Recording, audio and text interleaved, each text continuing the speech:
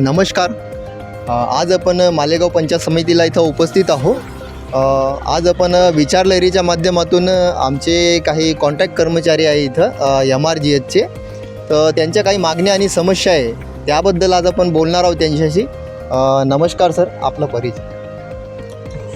मी धम्मपाल इंगोले, तांत्रिक अधिकारी, पंचायत समिती मालेगाव, जिल्हा वाशिम.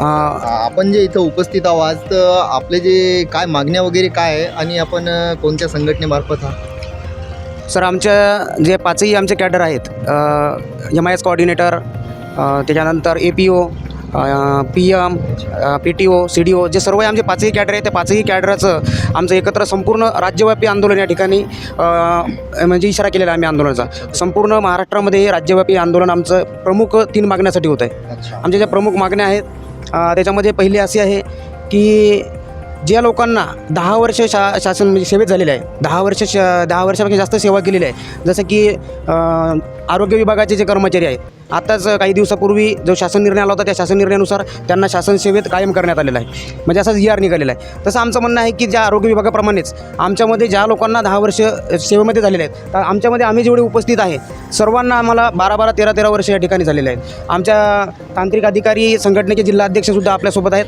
त्यांना 14 वर्ष त्यांना सेवेत झालेले आहेत. तर आमच्या शासनाला एक मागणी आहे की ज्यांना 10 वर्षापेक्षा जास्त सेवा ज्यांची झालेली आहे त्यांना सेवेत कायम करावं, ही एक आमची प्रमुख मागणी आहे.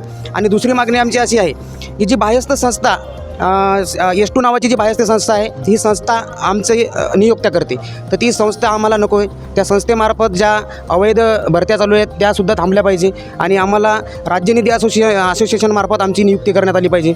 जोपर्यंत आम्हाला शासन सेवेत समायोजन आमचं होणार नाही तोपर्यंत आम्हाला 58 वर्षाची हमी शासनाने द्यावी. तोपर्यंत आम्ही संपूर्ण महाराष्ट्रात नव्हे बाकीच्या राज्यातसुद्धा हे आंदोलन चालू आहे.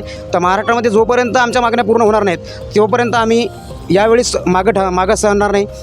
गेल्या 14 तारखेला आम्ही शासनाला निवेदन दिलेलं आहे, तालुका स्तरावरून, जिल्हा स्तरावरून.